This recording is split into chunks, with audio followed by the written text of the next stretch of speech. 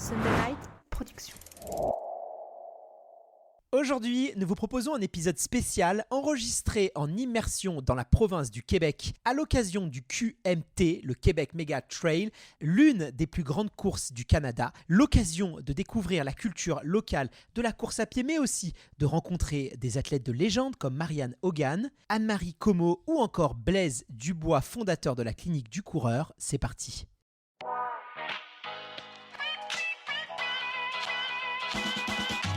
Bienvenue sur le podcast Dans la tête d'un coureur, l'émission de toutes celles et ceux qui aiment courir.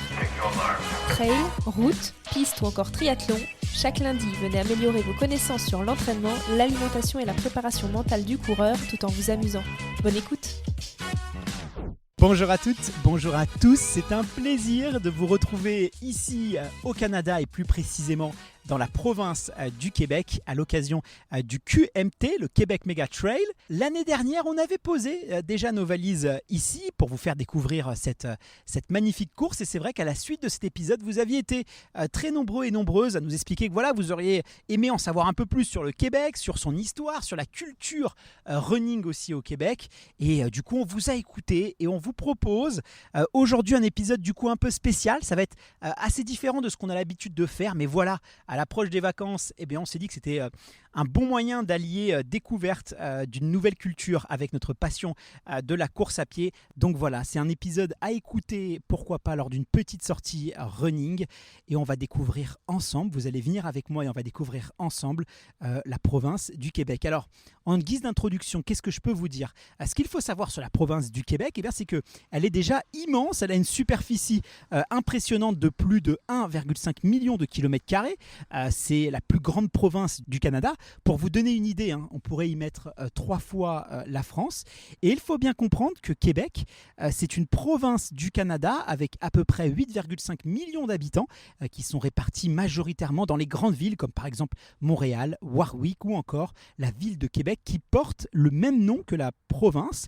Qu'est-ce que je peux vous dire de plus de l'architecture et de la beauté de cette ville ? Alors déjà, le Vieux-Québec est classé au patrimoine mondial de l'UNESCO. C'est une cité qui est fière de son héritage français, tout en étant imprégnée des traditions amérindiennes et britanniques. Et finalement, c'est tout ce mélange de styles, de culture qui donne à la ville de Québec un charme vraiment assez unique. Et je suis sûr que si vous aimez l'histoire ou vous aimez l'architecture, vous allez trouver votre bonheur dans cette ville qui est vraiment magnifique. Alors ce que je vous propose maintenant, c'est d'aller retrouver un Québécois bien connu des Français, monsieur Blaise Dubois, qui est le fondateur de la clinique du coureur. On ne pouvait pas passer au Québec sans aller le saluer. Et puis on va retrouver aussi Yannick, peut-être certains d'entre vous le connaissent puisque c'est un confrère, c'est aussi un animateur de podcast québécois. Et tous les deux, voilà, je leur ai demandé de nous parler un peu de la culture du running au Québec. Bref, j'ai plein de questions à leur poser et ils m'ont donné rendez-vous dans un café boutique qui s'appelle Faux Mouvement. C'est un café qui est vraiment dédié à la culture de la course à pied. Je crois que c'est un ancien sportif qui l'a créé. Et d'ailleurs, quand j'ai dit à mes amis que je venais au Québec, tout le monde m'a dit qu'il fallait que je passe par ce café. Donc ce que je vous propose, c'est qu'on aille le découvrir ensemble. Allez, on se retrouve là-bas. Salut Guillaume, enchanté. Salut, ça va? Ça va très bien. Tout Québec m'a parlé de ton lieu. On m'a dit c'est l'endroit où il faut venir ici au Québec quand on aime la course à pied. Est-ce que tu peux me faire un peu le tour du propriétaire ? En fait, Faux Mouvement, c'est un mélange de boutique destinée à la course à pied et d'un café pour coureurs. Puis on fait 3 fois par semaine, on fait des sorties de course en groupe. Dans le fond, les gens viennent nous rejoindre ici, on divise des groupes et on fait des petites courses sociales avec eux. Donc ici, on peut venir acheter du matériel de course, des chaussures, des tenues, ouais. Mais on peut aussi venir boire un café tout à fait. et puis se retrouver après avec des communautés de coureurs. Ouais. Il y a beaucoup de communautés de coureurs ici au Québec? Oui, quand même. Nous ici, on a nos groupes de courses qu'on fait hebdomadairement, mais il y a plusieurs clubs dans la ville qui viennent, par exemple, les Cute, qui viennent chaque mercredi matin à 7 h. Ils arrêtent ici dans leurs courses. Puis oui, il y a plusieurs... beaucoup de clubs. Comment elle est l'ambiance alors? Est-ce que c'est plutôt des jeunes, c'est plutôt trail, c'est plutôt marathon? Qu'est-ce qu'on retrouve un peu ici en termes de coureurs? On retrouve un peu de tout. Dans nos sorties de groupe, c'est beaucoup, disons, on va dire, âge universitaire, donc relativement jeune, mais il y a de tous les âges. Là. On a un monsieur Yvon Il a au moins 60 ans, puis il vient toutes les semaines. Génial. Il court avec n'importe tout le monde. Puis sinon, c'est par défaut ici, il y a beaucoup de gens qui courent en ville parce qu'on est dans le Vieux-Québec, on est centre-ville, mais on a quand même beaucoup de gens qui courent en trail, disons, la fin de semaine, qui vont sortir de la ville, aller au lac Beauport ou comme ça. Bah écoute, merci. Moi, j'ai rendez-vous avec Blaise de la clinique du coureur que tu dois bien connaître. Parfait, oui. Et puis Yannick aussi, qui est un coureur local. On a rendez-vous là dans 10 minutes. Donc je vais aller m'installer, puis je vais aller les retrouver. Parfait. Merci. Merci à toi. Salut Blaise. Alors toi, tu es physiothérapeute de profession et en 2008, tu as fondé la clinique du coureur. Alors c'est un mot qui, je suis sûr, va beaucoup parler à nos auditeurs puisque tu t'es beaucoup développé en France. Tu es québécois d'origine et tu connais très bien l'histoire et l'évolution du trail running ici au Québec. Donc je suis sûr que tu vas pouvoir m'aider à y voir un petit peu plus clair sur le lien qu'entretiennent les Québécois avec la course à pied. Comment est-ce que tu vas ? Je vais très bien, merci Guillaume. Alors, je ne veux pas te corriger, mais je suis suisse d'origine, immigré au Québec, mais j'étais tout jeune, j'avais 10 ans. Et effectivement, j'ai développé la clinique du coureur qui roule beaucoup en France, en Europe francophone, entre autres. Eh ben, tu vois, j'en apprends tous les jours. Alors toi, Yannick, tu es coureur québécois passionné par le trail. Tu es aussi un confrère, puisque je crois savoir que tu es le créateur du podcast Pas sorti du bois, podcast québécois dédié au trail running. C'est un plaisir de t'avoir aujourd'hui derrière le micro. Du coup, ça doit changer un petit peu de toi sur la partie interview. Comment est-ce que tu vas? Ça va super bien. Écoute, c'est un plaisir de partager. Je vous écoute. Donc, c'est le fun de se retrouver de l'autre côté. Puis, effectivement, c'est ça. J'ai parti Pas sorti du bois il y a presque 3 ans. Non, il y a 3 ans. Puis, je cours des ultra-trails depuis environ 5 ans. Alors Blaise, je me tourne en premier vers toi et la première question que j'ai envie de te poser, est-ce que le Québec est une véritable terre du running? Depuis combien de temps ce vaste et magnifique paysage voit-il défiler des coureurs à pied? Alors, on court au Québec depuis très, très longtemps, effectivement. L'Homo sapiens, en fin de compte, courait déjà. Probablement que les Premières Nations couraient passablement aussi. Par contre, l'histoire de la course à pied, comme on la connaît, moderne, avec des chaussures et des compétitions, etc., c'est beaucoup plus récent. Et au Québec, je pense qu'on est beaucoup plus... on a une culture beaucoup plus du sport d'équipe, avec le hockey, avec le baseball, qui fait en sorte que la course à pied reste quand même un sport qui est quand même peu connu. Et bon, depuis... les années, je dirais 80, il y a eu un beau boom au niveau de la performance, de coureurs de performance. Et depuis les années 2000, là, on est beaucoup plus dans la course récréative. Et là, il y a beaucoup de coureurs maintenant. Mais j'oserais dire peut-être un petit peu moins qu'en Europe, en France. Et j'ai l'impression que le trail, assez bizarrement, parce qu'ici, vous avez quand même des sentiers assez incroyables, c'est un peu plus récent.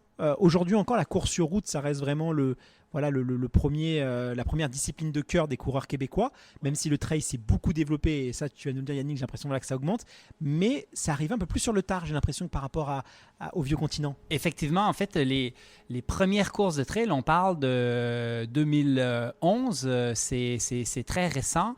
Et on était fortement inspiré par nos voyages en Europe, en France, avec l'UTMB et tout. Mais c'est effectivement très, très récent. Et pour à peu près 400 courses sur route au Québec, on n'a même pas 50 courses de trail au Québec. Donc, même si ça évolue rapidement, en fin de compte, dans les dernières années, clairement, c'est pas comme en Europe où il y a eu un boom de trail beaucoup plus précoce que chez nous. On va revenir tout à l'heure, Blaise, sur un peu les courses parce que je suis sûr que j'ai d'autres questions à te poser par rapport à ça. Mais Yannick, donc toi, je le disais à l'instant, tu es coureur québécois. J'imagine que c'est pas forcément de tout repos puisque ici, au Québec, le climat, il est assez changeant. Vous avez des saisons qui sont très marquées. Jamais tranquille, parce que l'été, il y a l'humidité, il y a de la chaleur. L'hiver, il fait froid, il fait même très, très froid. Est-ce que c'est pas trop dur d'être un coureur au Québec? Je pense que c'est un défi, mais en même temps, on vit ici, on est habitué à ça depuis longtemps, puis il y a toujours des moyens de pouvoir sortir courir. Puis je pense que ça fait de nous des coureurs, des coureuses de trail qui ont un mental d'acier. Puis on le voit quand on voit des Marianne Hogan qui vient d'ici, qui s'entraîne ici, qui a des succès à l'international. C'est un exemple parmi d'autres où je pense que quand on s'entraîne 12 mois par année, quand on y va dans les grands froids, puis quand il faut faire nos entraînements, peu importe si la météo est à 0 ou à moins 40, il faut le faire. Je pense que ça travaille le caractère. Puis physiquement, ben, c'est sûr que c'est un grand défi de courir l'hiver. Je pense que la plupart des athlètes d'ultra-trail vont s'entraîner 12 mois par année. Puis s'ils prennent une saison morte en hiver, ils vont troquer les espadrilles de course pour un autre sport hivernal. Donc, on va être dehors face aux éléments. Je pense que ça contribue à la force mentale de nos athlètes. Puis on le sait qu'en ultra-trail, la force mentale est très importante, joue beaucoup dans la balance. Alors, à l'UTMB, sur le col Ferré, quand on dit qu'il fait 4 degrés, qu'il fait très froid, ça doit faire sourire les coureurs québécois. Exactement. Quand on entend, moi je l'ai vécu l'an dernier comme coureur, l'UTMB, mais je l'ai aussi suivi longtemps comme spectateur. Puis c'est toujours drôle quand on entend parler des grands froids ou le kit grand froid qui parfois on ajoute au matériel obligatoire. Mais en même temps, on comprend que c'est des conditions alpines extrêmes, puis c'est tout à fait correct. C'est correct. Moi, j'avais mes pantalons longs qui étaient prêts dans le fond de mon sac, mais j'ai pas eu à les utiliser. Moi, je cours jusqu'à moins 10, moins 15 en culotte courte l'hiver, là. Alors justement, une question qu'on peut se poser, et ça peut-être que nos auditeurs et auditrices, ça les concerne aussi, c'est qu'une des particularités ici, c'est qu'il neige. Et est-ce que l'hiver, du coup, et ça peut-être Blaise va pouvoir nous répondre, est-ce qu'il y a votre foulée, par exemple, est-ce qu'elle va changer? Est-ce qu'il y a aussi des risques peut-être un peu plus de blessures? Est-ce qu'au niveau traumatologique, je ne sais pas, dans ton cabinet, tu vois plus arriver des coureurs quand il fait froid? Est-ce que ça a un impact, ça? Alors, effectivement, la surface peut avoir un impact sur le changement de la foulée qui, elle, peut avoir un impact sur quel tissu est plus ou moins stressé et donc quel tissu non adapté pourrait se blesser. Donc, effectivement, il y a une problématique chaque fois qu'on change de sport, qu'on change de surface, qu'on change d'environnement. En fin de compte, on s'expose pendant une période d'adaptation. Et moi, bien évidemment, je suis propriétaire, je suis physio, hein, je vois des patients blessés. Donc, il y a des périodes dans l'année où j'en vois plein. Et là où j'en vois le plus, c'est au printemps, quand tout le monde s'énerve parce qu'ils sont trop contents d'aller dehors parce qu'il fait beau. Et puis, quand il y a des changements de surface et que là, on fait le même 100 km qu'on faisait sur la route, mais on le fait sur une route qui est glissante avec un petit toe-off, un petit glissement qui vient créer des stress plus importants. Tu sais, il y a une chose qui est quand même spéciale au Québec, c'est que l'amplitude thermique est entre 80 et 100 degrés parce que l'été, il fait relativement chaud. Hein. On a des périodes où il peut faire très chaud. Et l'hiver, moi, j'ai immigré quand j'étais jeune au Lac-Saint-Jean. On avait des moins 40 sans le facteur vent en plus. Donc, clairement, il y a des petites journées dans l'année où on fait des sports un petit peu plus doucement dehors. Alors justement, les spots pour courir au Québec, qu'est-ce que tu peux nous en dire? Est-ce que tu as des endroits, des petites pépites peut-être à nous partager si un jour certains de nos auditeurs ou auditrices viennent visiter cette ville, ou est-ce qu'il faut absolument aller courir? En fait, je vais prêcher pour ma paroisse. Ce qui est le fun de la ville de Québec, c'est qu'on a un beat urbain, on s'entend, on est une ville de, je sais pas, 1 million d'habitants, mais on a vraiment une proximité avec la nature. Puis nord, sud, est, ouest, on a des terrains de jeu qui sont exceptionnels. Je pourrais pas être assis à côté de Blaise ici puis pas parler de la trail de la clinique du coureur. Donc, une course qui a lieu début juin, mais qui est balisée à l'année. Donc, quelqu'un qui arrive puis qui veut pas se casser la tête à faire de la navigation puis tenter de trouver des sentiers puis peut-être se perdre ou se ramasser sur des terrains privés. Ça arrive ici qu'on est chez les gens au bout d'un sentier. Bien, le trail de la clinique du coureur est balisé à l'année. Sinon, ben, on s'en va faire le Québec Méga Trail dans quelques jours. Le Mont-Saint-Anne, ce réseau-là, Charlevoix, c'est exceptionnel. Donc, si quelqu'un visite le Québec, a envie d'aller se balader, que ce soit en randonnée ou en course de trail, Charlevoix serait ma recommandation numéro 1, disons. Le Mont-Sainte-Anne, alors ça, c'est vraiment un spot incontournable des trailers québécois. Et je pourrais même rajouter, si jamais vous voulez faire 8 heures de voiture, vous pouvez aller en Gaspésie, aller au Mont-Albert, aller sur les hauts plateaux. C'est juste qu'ici, tout est loin. C'est un peu ça le truc. Donc, je suis d'accord. C'est ça qui est le fun avec le lac Beauport. Et il est à 20 minutes de Québec, puis on va aller faire 70 km de sentiers balisés. Voilà. Mais sinon, il y a des places magiques au Québec pour aller courir. On a une belle diversité aussi. Tu sais, Blaise parle de la Gaspésie, les Chic-Chocs. C'est un environnement qui est complètement différent de ce qu'on va retrouver ici. Puis si on va un peu plus au sud, en Estrie, on a des trails qui ressemblent un peu plus à ce qu'on peut retrouver au Vermont, au New Hampshire, donc de la trail américaine, parfois un peu plus roulante, mais très montagneuse. Donc, on a vraiment une belle diversité. Mais comme Blaise dit, il faut prendre sa voiture et il faut se déplacer. Alors, au niveau de l'entraînement, moi j'aimerais parler un peu de la culture de l'entraînement. Est-ce qu'on va être plutôt en sur-piste? Est-ce qu'on va avoir tendance à faire beaucoup de kilomètres? Est-ce qu'au contraire, on va essayer d'avoir des prépas un peu plus minimalistes? Quelle est la vision globalement ici de l'entraînement à la québécoise? Moi, je pense que c'est très variable. Hein? C'est très variable des différents profils de coach, des différentes visions. Il y a effectivement, quand on revient, on rembobine un peu jusque dans les années 80, il y a vraiment une culture de on borne, on fait du 200, du 250 km par semaine. C'est suivi après ça de la qualité. Donc là, même les coureurs de route et de marathon faisaient beaucoup plus de la qualité avec des volumes beaucoup moins importants. Et j'ai l'impression quand même que maintenant, nos tout jeunes là recommencent à mettre du volume et à faire beaucoup de kilométrage parce que, en fait, on voit quand même, il y a une corrélation directe entre le nombre de kilomètres et la performance des athlètes. Donc, même si, d'un point de vue physio, moi, je préfère qu'ils fassent un peu de muscu puis qu'ils fassent un petit peu plus de qualité puis pas trop de volume, quoique la qualité peut blesser aussi, mais il y a quand même une petite tendance, j'ai l'impression, à revenir vers on fait du kilomètre. C'est vrai qu'on l'a vu aussi en France, on a vu une vague un peu minimalisme où on disait voilà, il fallait courir moins souvent. On avait des entraîneurs qui disaient à partir de 70-80 km, on est en surentraînement. Il y a eu un peu cette logique-là, et puis on voit aujourd'hui qu'on est revenu un peu dans des extrêmes où on est passé de 140 km à 80 et là on passe d'un coup à 200. Donc c'est vrai que c'est marrant de voir que même au Québec ces visions-là elles se séparent. On a du mal avec la nuance souvent. On veut toujours partir dans un extrême ou dans un autre. Oui, puis je pense aussi qu'il y a une influence, c'est ce qui est le fun, autant culturellement hors trail que dans le trail. Il y a une influence à la fois américaine de par notre proximité et européenne de par notre langue, de par le fait que le sport est très, très, très gros en France. Puis je pense que dans l'entraînement, tu sais, 2010, 11-12, des années très déterminantes dans la culture du trail, la sortie de Born to Run, Anton Krupicka, les semaines de 350 kilos, c'est une influence qui demeure. Puis comme Blaise dit, on en voit des jeunes athlètes mettre le volume. Puis il y a une corrélation, mais après ça, il y a un risque de blessure. Mais cette influence dans l'entraînement comme dans l'approche des courses, l'organisation des courses, on le sent vraiment. Là. Quels sont les grands événements populaires, que ce soit sur route ou sur trail, que tu pourrais peut-être conseiller voilà, les plus... on va parler après des plus atypiques, mais là, j'aimerais qu'on se rende compte sur les plus populaires, incontournables. Alors, si on commence par la route, bien évidemment, il y a toutes les courses du Marathon de Montréal et dans la région de Québec, toutes les courses du Marathon de Québec. Donc, il y a vraiment des courses...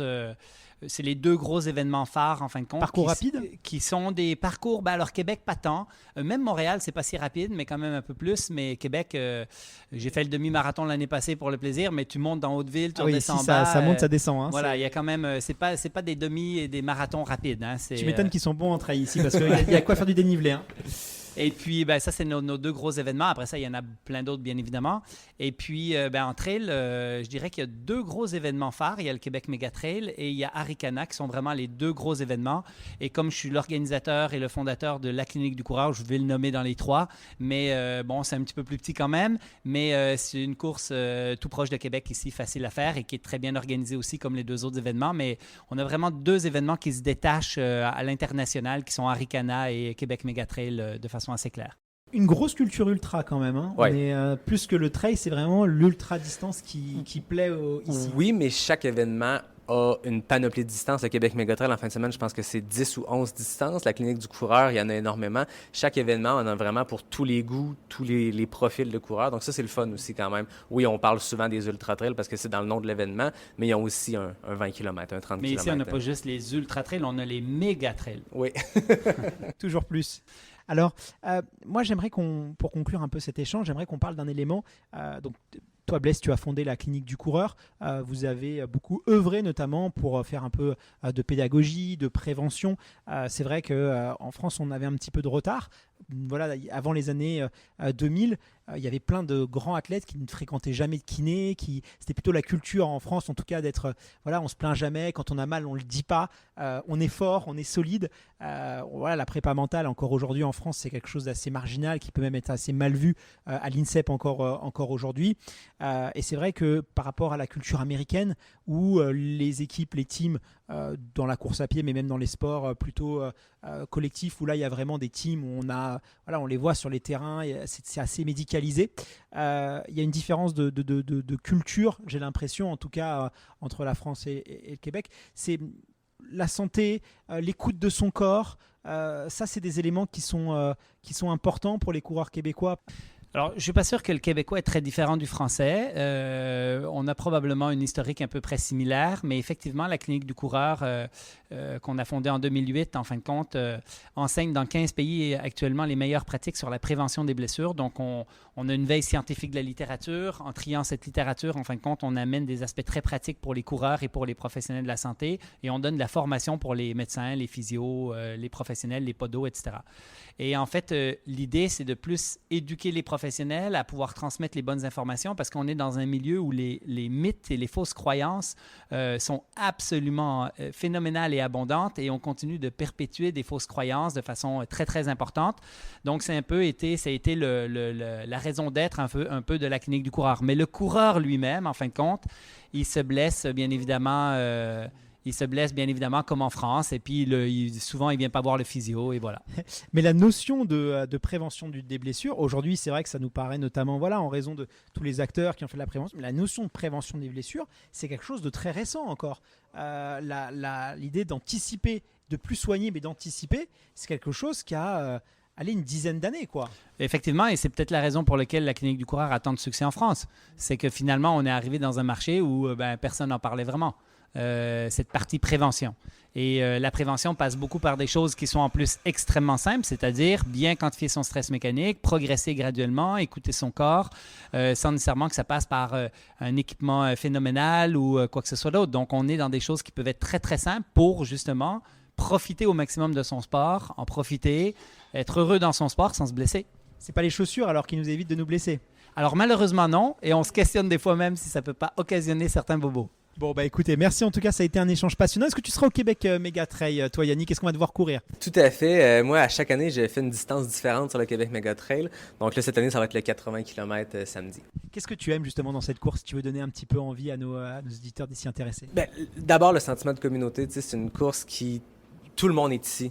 Tous nos amis, tous les ultra-trailers mettent le Québec Méga Trail dans leur calendrier ou à peu près. Mais au-delà de ça, la difficulté des parcours, dans le bon sens du terme, dans le sens où c'est hyper challengeant, des portions qui sont magnifiques.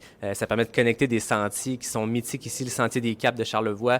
Après ça, le sentier de la Mistachibo, le Mont-Sainte-Anne qui est à Québec, dans la région de Québec, c'est notre plus haute montagne de ski. Connecter tous ces éléments-là, on part du massif qui est à l'autre bout, puis tu termines au Mont-Sainte-Anne. Il y a vraiment quelque chose de magnifique dans ces sentiers-là qu'on connecte l'un à l'autre pour se rendre au point final. Puis la technicité des sentiers. C'est des sentiers qui sont ultra techniques. On en parlait tantôt avant de commencer à la blague parce qu'il y a la petite compétition au Québec, c'est quoi les courses les plus techniques, mais je pense que pour le public européen ou même le public américain, de venir ici, tout est technique comparé à ce qu'ils ont, mais le Québec Méga Trail a des portions qui sont extrêmement magnifiques, mais extrêmement brutales. Merci à vous deux, et puis rendez-vous maintenant sur le QMT. Oui, certainement. Merci beaucoup. À dans 2 jours.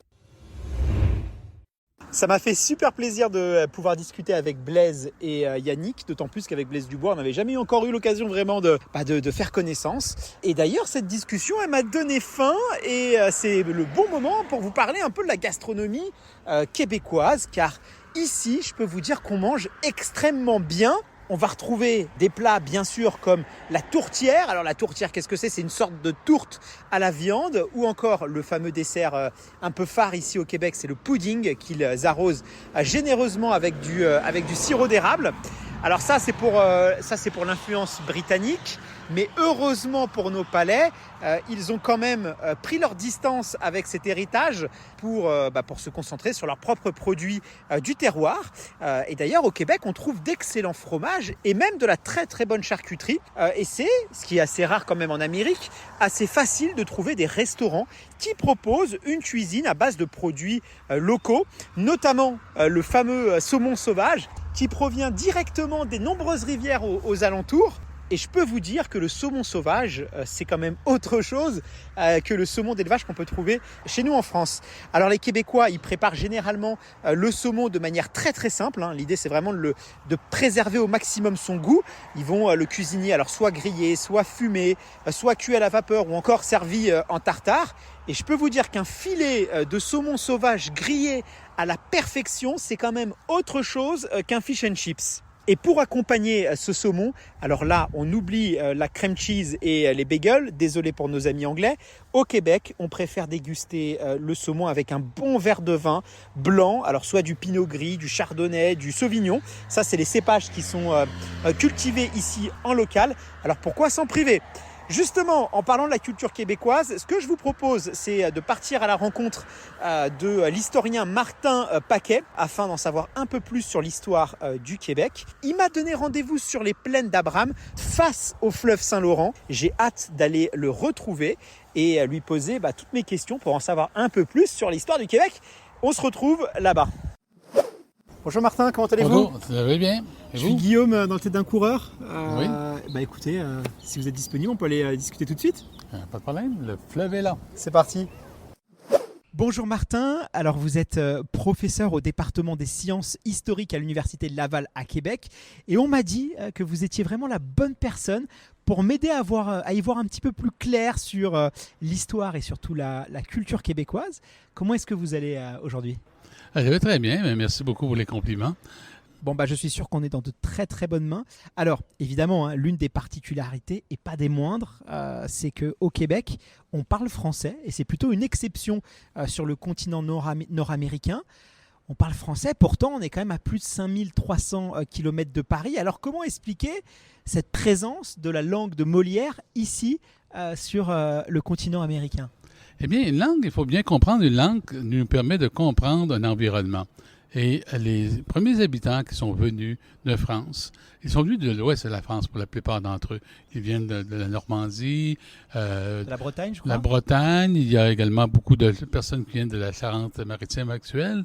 Donc, ce sont des gens qui, déjà là, à l'origine, parlent le français en arrivant. Pourquoi? Parce qu'il ne faut pas oublier que la France, au 16e siècle, est un pays où on ne parle pas français partout. On le parle dans les villes, mais on ne le parle pas dans les campagnes. Et principalement, on le parle dans l'Île-de-France, la région de Paris. Et les premiers habitants sont venus, d'une part, ce sont des hommes qui viennent, ce sont des soldats qui viennent. Leur commandant parle français. Ils n'ont pas le choix de parler français, d'une part. Et le deuxième groupe d'importance, c'est ce qu'on appelait les filles du roi. Les filles du roi, pour pouvoir peupler cette colonie, la rendre plus permanente en tant que telle, eh bien, ce qu'on fait un programme de peuplement grâce aux femmes, et ces femmes viennent de l'Île-de-France. Donc, la notion de langue maternelle, le français, elle est littérale ici. C'est la langue des femmes à l'origine. Ce sont les femmes qui viennent et qui parlent le français et qui, par la suite, par l'éducation, ainsi de suite, vont transmettre le français à leurs enfants. Donc, c'est un élément qui permet justement d'expliquer pourquoi, dès les débuts, la province de Nouvelle-France, qu'on appelle en 1661, eh bien, c'est une province où on parle partout le français. Alors justement, en parlant de français, il y a une personnalité ici marquante dans la ville de Québec, c'est Samuel Champlain, un navigateur français à qui l'on doit la fondation justement de la ville de Québec. Mais pourquoi est-ce que finalement ce Français a-t-il jeté son dévolu sur cette ville? Y a-t-il une raison particulière pour laquelle cette ville a attiré son attention à ce cher Samuel? Bon, il faut bien comprendre pourquoi que l'entreprise coloniale française s'établit en Amérique du Nord. Elle s'établit en grande partie pour les dimensions de commerce. Et le commerce, le plus important, c'est le commerce des fourrures. Donc, il faut donc traiter avec les Autochtones sur place. Il faut donc rejoindre ces tribus autochtones pour pouvoir échanger, entre autres, des produits manufacturés contre des fourrures. Québec est un lieu d'échange pour les Autochtones dès les origines. Donc, ils viennent de l'intérieur du continent, ils se rencontrent, entre autres, à Québec. Et comme c'est un lieu d'échange, c'est pour ça que Samuel Champlain va privilégier Québec comme lieu d'échange. Donc l'idée, c'était plutôt de venir sur les terres pour pouvoir faire du commerce, notamment la fourrure, avec les peuples autochtones. Donc c'était finalement un commerçant, c'était une personne. Est-ce qu'il était mandaté par le roi? Est-ce qu'il était mandaté par une puissance bourgeoise? Comment ça s'est passé? En effet. Et il faut bien comprendre que l'entreprise coloniale française, c'est une entreprise de compagnie. Ce sont des compagnies qui vont s'établir, qui vont financer des voyages et qui vont pouvoir rentabiliser justement ces voyages. Il ne faut pas oublier que la fourrure, à ce moment, est une denrée qui est très rare en Europe. On s'en sert pour les chapeaux, on s'en sert pour les vêtements, pour le feutre. Et en même temps, à l'époque, au 17e siècle, c'est une période où il y a un refroidissement climatique important. Donc, pour plusieurs, bénéficier de chapeaux de fourrure, bénéficier de manteaux de fourrure, c'était vital. C'est vital. Donc, la fourrure est donc un instrument, un produit particulièrement prisé à l'époque. Et c'est pour cette raison qu'on va s'établir ici en Nouvelle-France.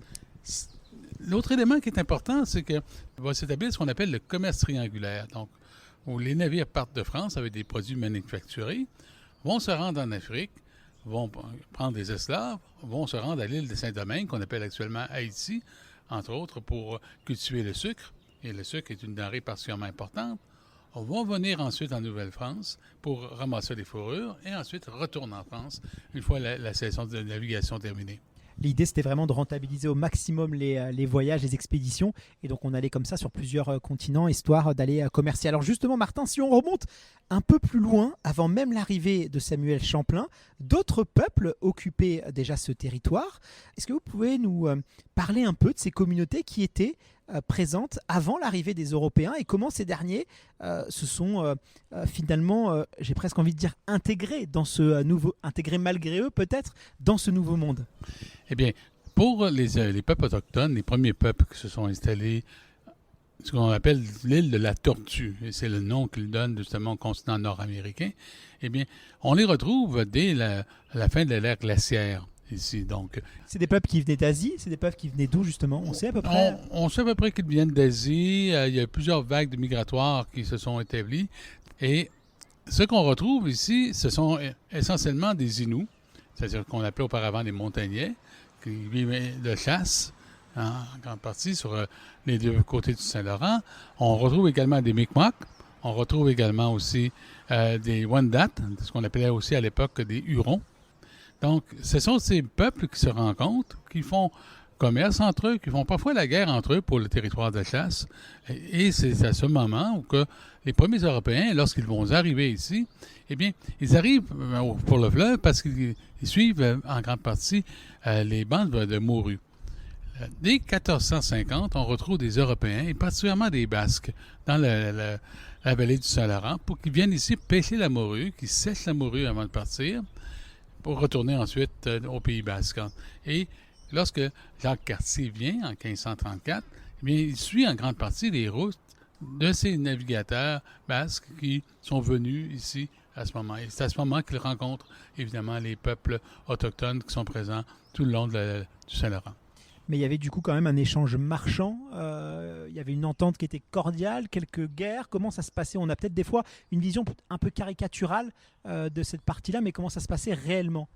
Eh bien, il faut bien comprendre que les Français, contrairement aux Espagnols au Mexique ou encore aux Anglais, par exemple, dans certaines des 13 colonies, sont minoritaires et sont fortement minoritaires lorsqu'ils arrivent ici. Ils n'ont aucun intérêt à faire une colonisation qui soit violente, d'en s'emparer des peuples en tant que tels, parce qu'ils ne connaissent pas le pays, ils sont surtout particulièrement minoritaires. Ils ont besoin d'eux. Donc, ils vont agir par pragmatisme. Ils vont être très pragmatiques parce que, d'une part, ces expéditions coûtent très cher, et une expédition militaire coûte encore plus cher. Donc, ils vont privilégier la voie du commerce. Martin, on va revenir à une époque un peu plus contemporaine. Et la question que l'on peut se poser, c'est comment est-ce qu'on explique que finalement la langue française elle a survécu malgré l'influence anglaise et les tentatives aussi d'assimilation qui ont été très fortes, je crois, dans les années 70. Non seulement elle a survécu, mais j'ai même envie de dire qu'elle a prospéré. Et elle est presque devenue aujourd'hui un vrai symbole de la résilience, de l'identité québécoise. Eh bien, effectivement, la langue française est demeurée parce qu'il faut comprendre à quoi sert une langue à l'origine. Une langue sert à interpréter le monde qui nous entoure. Et dès les origines, dès le peuplement français en Nouvelle-France, et après, sous le régime anglais, comme on l'appelle, eh bien, le français est demeuré particulièrement important comme langue. D'une part parce que c'est un prestige international, mais surtout parce que l'usage de cette langue permettait de comprendre le monde dans lequel les Canadiens, comme on les appelait à l'époque, par la suite les Canadiens français, comme on les appelait par la suite, ont pu maintenir leur langue. Donc, ça se manifeste entre autres par, en grande partie par la famille. Donc, on parle français en famille. Ensuite, ça se manifeste par des institutions. Entre autres, le système d'éducation, par exemple. Le système des écoles favorise encore le français, contrairement à ce qu'on retrouve en Irlande, par exemple, où le gaélique va être chassé assez rapidement pour être remplacé par l'anglais chez les Irlandais, parce que les écoles, entre autres, enseignent en anglais. Ensuite, on retrouve également la vie sociale, la vie culturelle. Les journaux sont souvent publiés en français. Et ce qui est intéressant avec le régime parlementaire qui s'instaure ici à partir de 1792, le système parlementaire va s'exprimer dès les origines en français, mais en empruntant en anglais, justement, certains des termes qui sont importants pour la vie parlementaire. Donc, assez rapidement, ce qu'on voit avec le français ici au Québec, il se distingue assez rapidement de celui qui se développe en France parce qu'il accepte, entre autres, beaucoup de termes qui correspondent à la réalité du monde anglophone, entre autres dans le système parlementaire. Alors, j'ai remarqué quelque chose depuis que je suis arrivé au Québec, c'est cette fameuse devise qu'on voit un peu partout, même sur les plaques d'immatriculation, je crois toutes les plaques quasiment d'immatriculation, il y a inscrit cette devise qui est « Je me souviens ». C'est plutôt fort comme message, mais quelle est la signification et pourquoi cette phrase « Je me souviens » est-elle la devise du Québec? De quoi vous vous souvenez? Il faut voir l'origine du terme « je me souviens », c'est à partir justement de la Confédération canadienne. À partir de 1867, on crée désormais la province de Québec, comme il y a la province de l'Ontario, avec leur législature particulière. Donc, la province de Québec, lorsqu'elle est créée, c'est la seule province canadienne à ce moment-là où il y a une majorité francophone. Donc, on insiste beaucoup sur cet élément distinctif dès les origines. Et c'est un poète qui s'appelle Pamphile Lemay qui, en 1882, va écrire ce poème qui me souvient que né sous le lys, j'ai grandi sous la rose. Donc, cette expression, je me souviens que né sous le lys, c'est-à-dire né comme français, j'ai grandi sous la rose d'Angleterre, c'est le terme de « je me souviens », ce qui est une façon de concilier ici l'histoire singulière de ces francophones en Amérique du Nord qui vivent au Québec. Merci beaucoup Martin d'avoir pris le temps de discuter avec nous et puis pour toutes ces informations. Ça a été un plaisir d'échanger. Puis je vous dis à très bientôt, j'espère. À bientôt. Échange très intéressant avec Martin. J'espère que maintenant l'histoire du Québec n'a plus de secret pour vous. Ce que je vous propose de faire, je vais vous emmener avec moi dans la soirée de lancement du Québec Méga Trail. On va pouvoir aller rencontrer le directeur de course, celui qui est à l'origine de cette épreuve, pour qu'il nous parle un peu plus du QMT et des spécificités des courses québécoises. On se retrouve avec lui là-bas.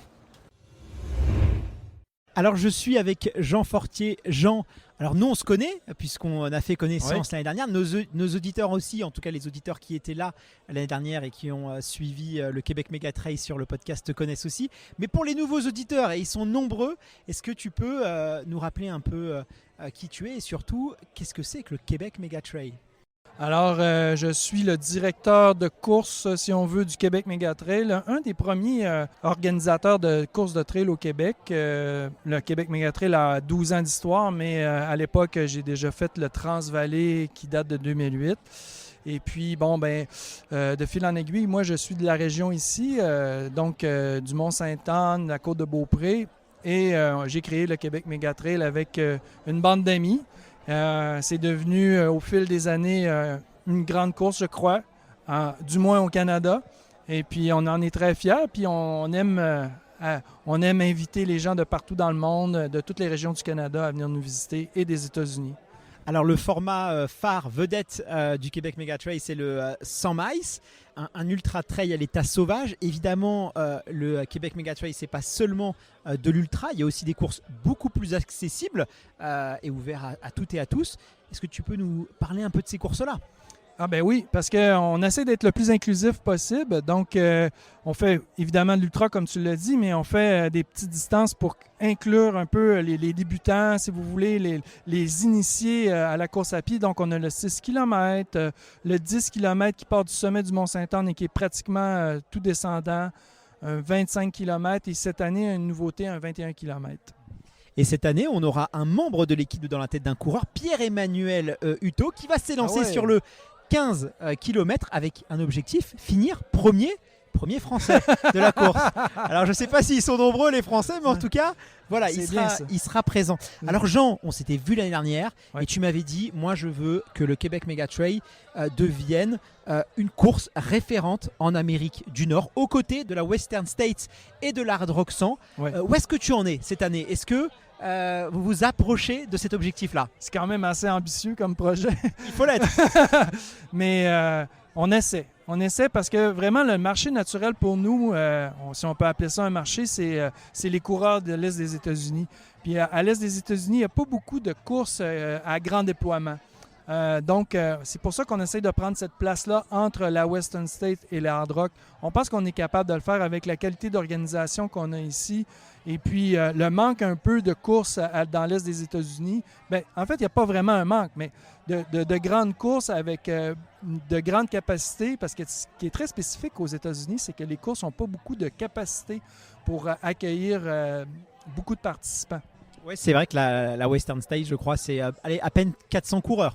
C'est à peine 400 coureurs, puis la Hard Rock, c'est 150 coureurs. Puis la raison de ça, c'est que aux États-Unis, dans les États, ils ont dans les constitutions, les parcs nationaux ont une limite de personnes qu'ils peuvent accueillir par jour. Donc, la Western State, entre autres, sur son parcours, traverse un parc national. C'est 4 km seulement, mais ils peuvent seulement accueillir 400 personnes par jour sur cette portion-là. C'est pourquoi ils ont des limites quand même assez serrées. C'est important effectivement de respecter aussi et de préserver ces zones naturelles, donc on le comprend parfaitement. Alors j'ai vu que vous avez créé des partenariats, notamment avec la Diagonale des Fous, avec une course avec qui je crois vous entretenez un lien un peu particulier. Oui, la Diagonale, c'est des gens qui sont très aimables. On a vraiment une belle relation d'amitié, en fait. C'est un peu comme je disais l'année dernière. C'est naturel pour nous. Évidemment, il n'y a pas la barrière de la langue, donc c'est assez facile. On a aussi un partenariat avec la Swiss Canyon Trail, qui est vraiment très bien aussi. Le directeur de course, c'est des gens qui partagent un peu les mêmes valeurs que nous. Et puis, cette année, on a créé un partenariat avec la Mute, la Madeira Ultra Trail. La Madère Ultra Trail plutôt, oui. Puis, c'est que des belles courses. Hein.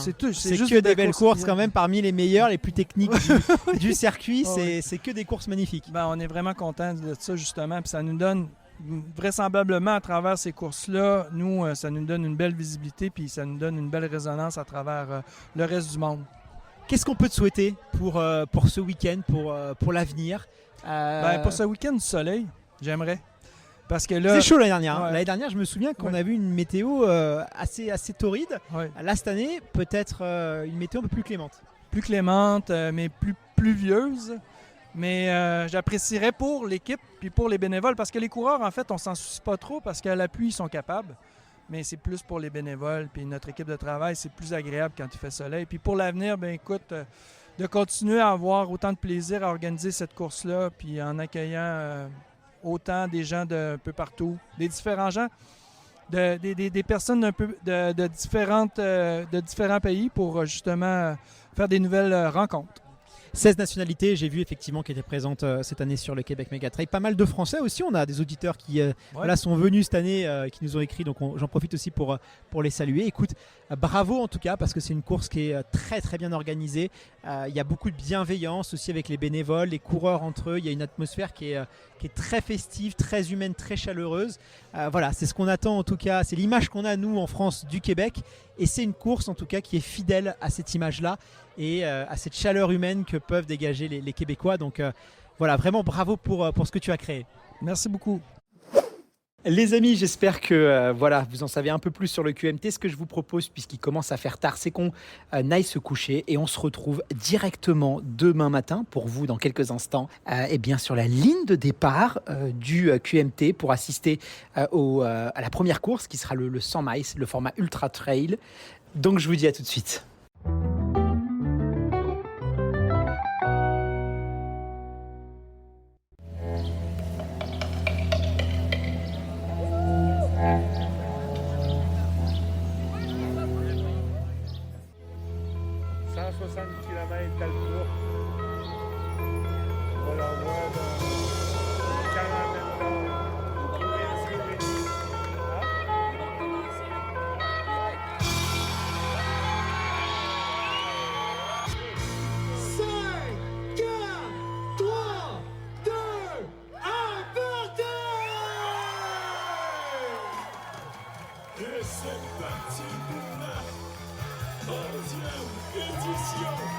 du Québec Méga Trail.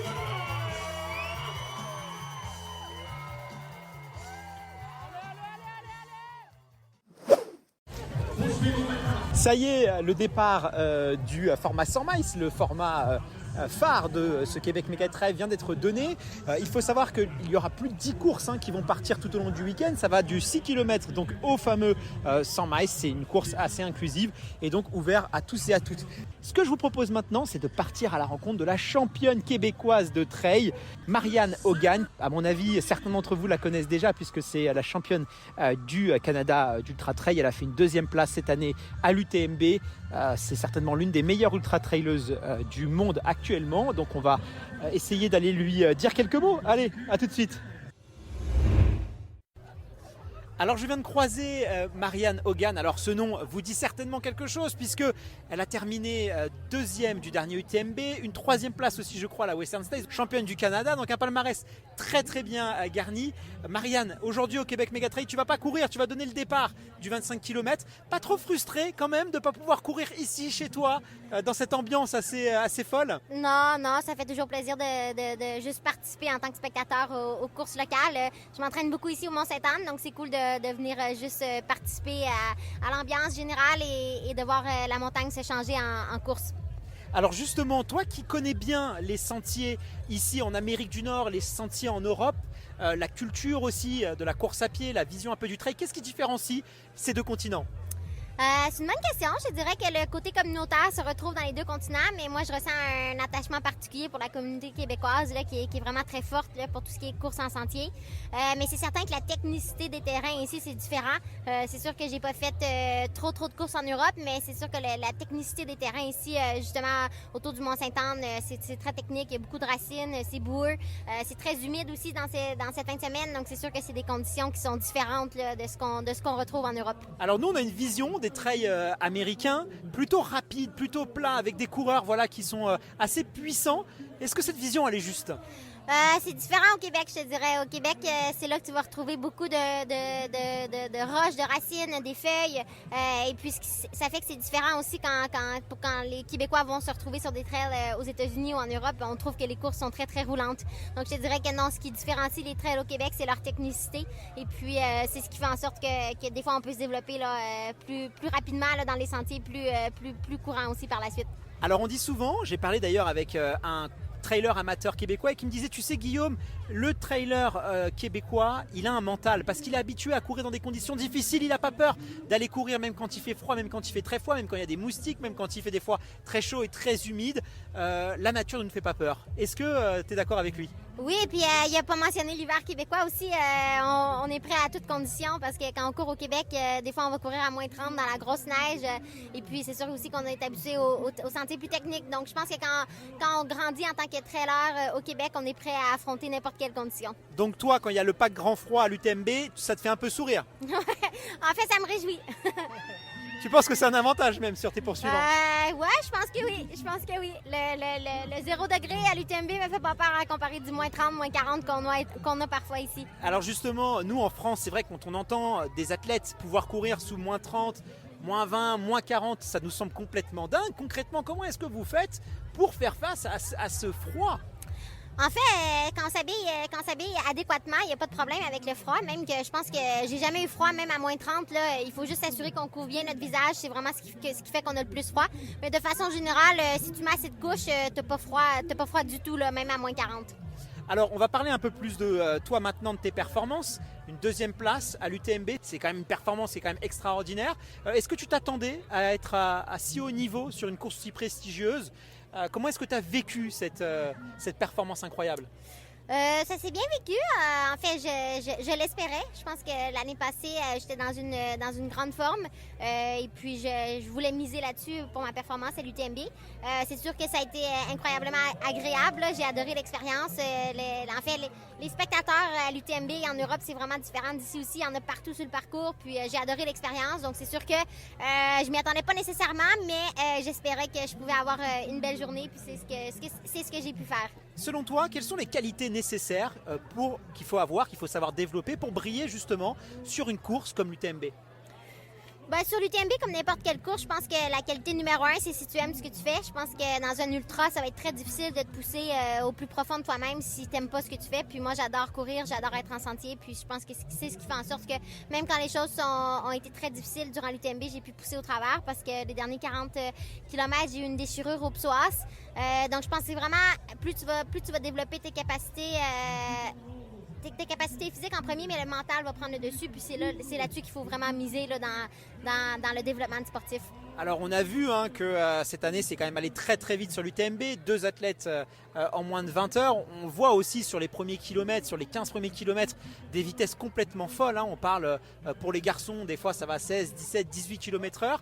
Est-ce que tu remarques toi aussi qu'il y a vraiment la rapidité, la puissance pour les trailers, c'est quelque chose aujourd'hui quasiment indispensable pour performer?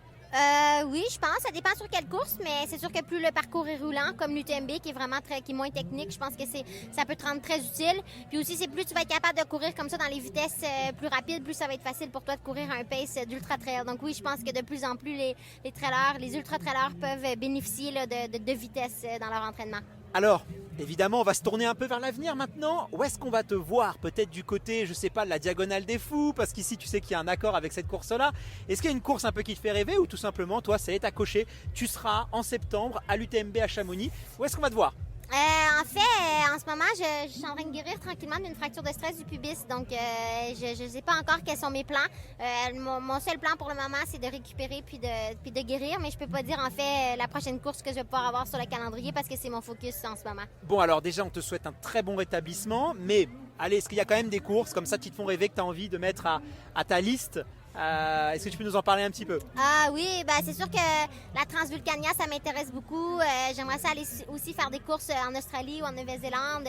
En fait, pour moi, l'Ultra Trail, c'est aussi l'opportunité de voyager puis de découvrir des nouveaux endroits. Puis courir un 100 miles dans un nouveau pays, c'est vraiment important pour moi. Donc, soit un Transvulcania ou les îles de Madère aussi, là, ça m'intéresserait beaucoup, là, le Mute. C'est quoi pour toi un bon ultra, un bon trail? Quelles petites conditions il faut réunir?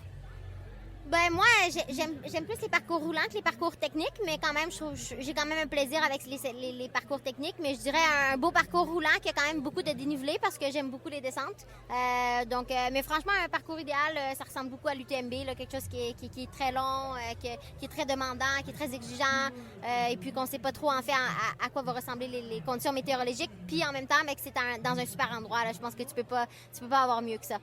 Bon écoute, merci infiniment d'avoir pris le temps de répondre à mes questions. Ça a été un plaisir de faire connaissance parce qu'on ne se connaissait pas encore. Donc tu vois, il m'a fallu venir au Québec pour te découvrir. Et puis j'espère te revoir très bientôt sur une course. Ça a été un plaisir de discuter avec toi. Et puis je te dis à très bientôt. Merci beaucoup, bonne soirée. Alors je viens de rentrer à mon hôtel. Ça a été un plaisir déjà de discuter avec une championne comme Marianne et puis d'assister à ce départ. Parce que voilà, les départs de course en Amérique du Nord, je peux vous dire que c'est quand même quelque chose d'assez festif. Si vous voulez voir des images de la course, des vidéos, et ce que je vous invite de faire, c'est de vous rendre sur notre page Instagram. Comme on dit ici, on a fait pas mal de vidéos de la forêt boréale, des berges du fleuve Saint-Laurent. Donc pour avoir une idée plus précise des paysages, allez faire un tour sur notre page Insta. Et en plus, on va vous faire gagner un pack avec des produits locaux issus du terroir québécois, puisque l'Office du tourisme nous a offert du sirop d'érable, mais alors du sirop d'érable de très grande qualité. On a aussi du beurre d'érable, des confiseries, de la viande séchée québécoise. Ici, ça fait un malheur. Et on a même ajouté quelques petites confiseries qu'on a trouvées par-ci par-là dans les petites boutiques. Évidemment, nous, on est déjà très chanceux de vivre cette expérience ici au Québec. Donc, on va vous faire gagner, bien sûr, ce petit pack. Il est pour vous. Et pour gagner, c'est très simple. Allez sur notre page Insta, vous commentez la publication de l'épisode du jour en nous disant par exemple ce que vous avez pensé de la course du Québec, si vous avez envie de venir, vous nous mettez un petit mot et puis vous ajoutez, ça c'est la consigne secrète, comme ça seulement celles et ceux qui écoutent cet épisode vont pouvoir jouer et ça va éviter tous les opportunistes. Et la consigne secrète, c'est que après votre commentaire, vous finissez par vos initiales. Attention, on vérifiera que ce sont les bons avant de vous l'envoyer.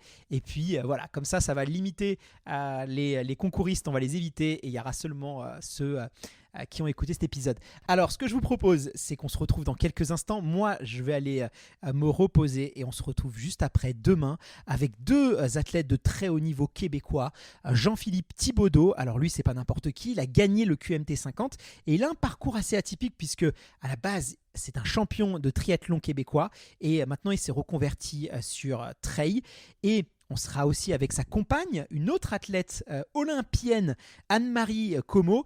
Alors elle a un profil aussi atypique puisqu'elle vient des sports d'hiver et maintenant elle s'est reconvertie sur la course sur route. Elle vise notamment une qualification au marathon de Paris 2024 dans l'équipe nationale canadienne. Et puis elle fait aussi du trail. Elle a même gagné le QMT sur le format 25 km. Donc elle passe un peu du bitume au sentier et elle va nous expliquer un peu comment est-ce qu'elle s'entraîne pour être aussi performante sur trail que sur route. Et en plus, ils m'ont donné rendez-vous, tenez-vous bien, dans un petit restaurant qui fait les meilleures poutines de la région. Vous savez, ces plats typiques québécois. Donc on va un peu parler de ce que ça représente pour eux et puis de leur parcours.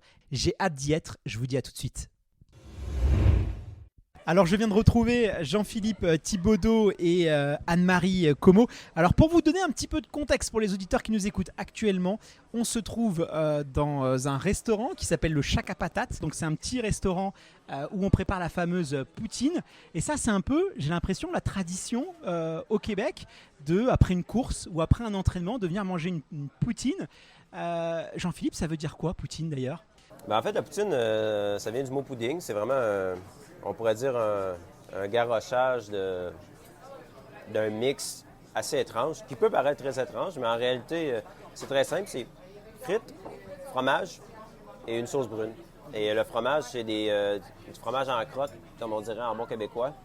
Donc, je ne sais même pas comment on pourrait dire ça. C'est fromage en grains, mais on aime bien dire du fromage en crotte ici au Québec.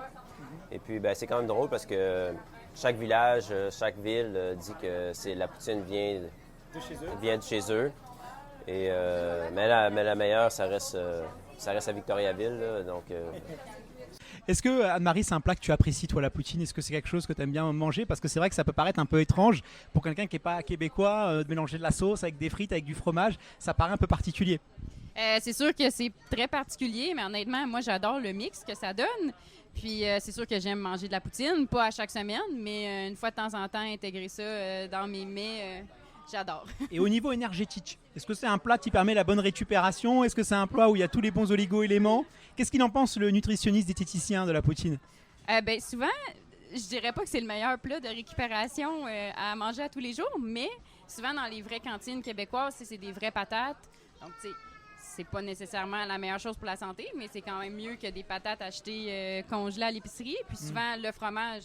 C'est la protéine. C'est du fromage, exactement. Puis la sauce, c'est peut-être la chose la moins santé. Il faut un peu de gras aussi, hein? Exactement. Donc, je mangerai pas ça tous les jours, mais c'est super réconfortant après une belle compétition. Alors Jean-Philippe, toi tu viens du monde du triathlon. Le triathlon c'est pas évident, hein. Il faut s'entraîner sur 3 sports, la natation, le cyclisme et la course à pied. Aujourd'hui tu as fait une bascule sur le trail. Alors c'est quoi le plus dur entre les deux ? ce qui est drôle en fait, c'est que j'avais quitté le monde du triathlon parce que je trouvais que c'était trop d'heures d'entraînement. Puis maintenant j'en fais plus en m'entraînant pour l'ultra trail. C'est sûr que une des choses que j'aime beaucoup de l'ultra trail, c'est que tu peux mixer route et trail, évidemment, mais tu as beaucoup de facteurs aussi. Il y a tellement de choses à travailler dans l'ultra, que ce soit la nutrition, l'hydratation, le D+, le D-, la technique, la vitesse, l'endurance, versus le triathlon que, en fait, c'était beaucoup de travail aussi, mais c'était dur, je trouve, d'être parfait dans 3 sports. Alors Anne-Marie, toi tu as remporté le QMT 25, tu fais pas mal de trail, mais ta particularité c'est que tu es aussi une coureuse sur route, notamment sur marathon, et d'ailleurs tu vises une qualification pour Paris 2024. Qu'est-ce que ça représente pour toi d'aller à Paris ? Est-ce que c'est un objectif important ? C'est un très très gros objectif. Je vais préparer, je me lance dans une préparation marathon dans le fond, pour le reste de l'été jusqu'en octobre, parce que j'aimerais ça faire le marathon de Toronto, qui est le 14 octobre, si je ne me trompe pas. Donc, c'est sûr que j'ai beaucoup de travail à faire, mais je pense que c'est un objectif que si jamais c'est pas à Paris, c'est peut-être les prochains qui pourraient être un peu plus réalistes, mais je vais tout donner pour voir qu'est-ce que je peux faire sur sur les Jeux pour 2024. L'une des difficultés, Anne-Marie, quand on vient de la route, c'est les descentes, parce que souvent, on est face à des trailers qui, eux, maîtrisent parfaitement l'art de la descente, et souvent, nous, on peut avoir un peu peur de se blesser, de se faire mal. Toi, est-ce que c'est un point faible ou un point fort chez toi, justement, la descente? C'est un gros point faible. Ouais, j'ai pas assez confiance en moi, tout simplement, probablement à cause que j'ai pas assez d'expérience dans les compétitions de trail. Puis on dirait que, comme on dirait en québécois, je mets pas la switch à off, donc ça veut dire que je pense un peu trop quand je descends, donc c'est comme ça me limite un petit peu à aller vite. Mais c'est quelque chose qui se pratique aussi, puis je pense que j'ai des bonnes trails pour me pratiquer au Québec, c'est quand même des trails techniques, donc si je fais des entraînements un peu plus vite en descente, je pense que je peux réussir à m'améliorer pour ça. Et j'ai toujours considéré que les montées, c'était ma force en trail. Donc, si je réussis à améliorer les descentes, ça va quand même payer, je pense, pour les distances plus ou moins longues en trail. Jean-Philippe, Anne-Marie, tous les deux, vous êtes athlètes élite au Canada, au Québec et au Canada. Comment ça se passe un peu le circuit professionnel? Est-ce que vous êtes aidé par les fédérations? Est-ce que vous avez des sponsors? Qu'est-ce que vous pouvez nous en dire un petit peu de l'économie du running au Québec et plus largement au Canada? Ouais, c'est pas une question facile à répondre. C'est sûr que Anne-Marie est une meilleure athlète que moi, évidemment. Donc, Puis, c'est vrai que c'est pas une question facile, mais on a du soutien au Québec, au Canada, oui. Il y a des fédérations qui peuvent supporter, oui, exactement. Les fédérations québécoises d'athlétisme peuvent payer pour des compétitions, des bourses, mais c'est pas des gros montants. Donc ça, c'est sûr qu'on peut pas juste se fier sur ces fédérations-là pour faire notre sport. Puis je pense que le sport professionnel, être 100% athlète au Québec, c'est très difficile. C'est pas... faut vraiment que tu sois comme un autre niveau et on peut pas... Il y a beaucoup de monde au Québec qui travaille comme au championnat du monde. On était toute une équipe qui travaillait finalement, puis on n'avait pas on n'avait aucun athlète qui était juste professionnel. Puis au final, il fallait quand même payer une bonne partie du voyage aux mondiaux de trail pour avoir accès finalement comme à l'hébergement, à notre billet d'avion et tout. Donc ça montre un peu aussi que le soutien, il pourrait être meilleur, en trail surtout, mais en route aussi. Puis présentement, on n'a pas beaucoup de sponsors, sauf quelques-uns. Plus petit un peu, mais en termes de souliers, on n'a pas de sponsor. Fait que donc, c'est il faut être un peu débrouillard. Oui, exactement. Puis il faut vraiment être proactif sur les réseaux sociaux. Donc ça, c'est aussi... ça peut devenir une job à temps plein quasiment, là, être vraiment impliqué sur les réseaux sociaux puis être présent, bon et attirer une clientèle. Donc, c'est pas toujours évident là, pour aller chercher les sponsors. Anne-Marie, toi qui es extrêmement polyvalente, qui a une carrière dans le ski, qui a une carrière sur semi-marathon, demi-marathon, sur marathon, qui maintenant s'exprime très bien sur trail, qu'est-ce que tu dirais aux coureurs amateurs qui ont déjà fait des 10 km, des semis, des marathons, et qui aimeraient se lancer justement sur trail pour diversifier un peu leur pratique, pour se faire plaisir, mais qui peut-être hésitent parce qu'ils ont un peu peur ou ils se demandent si vraiment c'est leur place. Qu'est-ce que tu leur dirais pour peut-être les rassurer? C'est sûr que je leur conseillerais de toucher la trail si ça les intéresse.